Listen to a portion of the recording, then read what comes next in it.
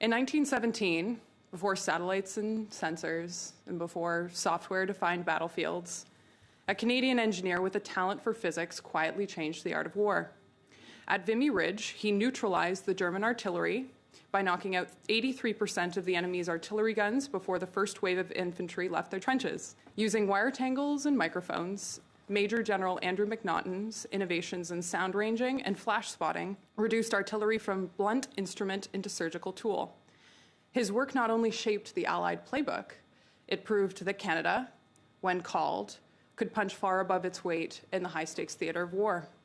In the process of this retraining and rearmament on drones, who will Canada choose to enrich? Will we depend on low-cost imported systems from adversarial states? Will we purchase secure but high-cost systems from allied suppliers?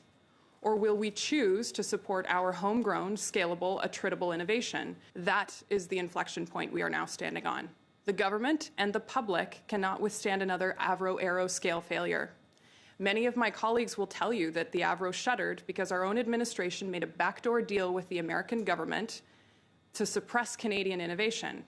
But the truth is that we made a highly sophisticated product that, firstly, failed to address the transitioning threat from bombers. And secondly, the company lobbied Ottawa so successfully for funding that the product's international market was never validated. And so, in the rush to deploy 2% of our GDP on defense spending, I urge you all to consider the following. 1, government's largest defense investments must go to companies with validated international markets. The CAF alone cannot sustain or scale a modern defense manufacturer.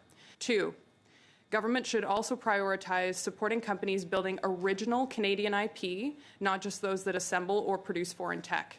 Canada does not need more assembly lines for foreign design systems.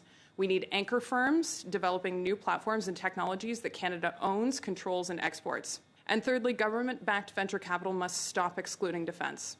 Many of the venture funds that receive public money have formal or informal policies against investing in defense, even when those companies serve national priorities and have export potential. To give just one example, the Mars Investment Accelerator Fund, whose capital comes largely from the Government of Ontario, informed Sentinel last week that they decided not to invest because we were a defense-first company. We are exporting ownership of Canadian IP because our own public capital will not invest in it.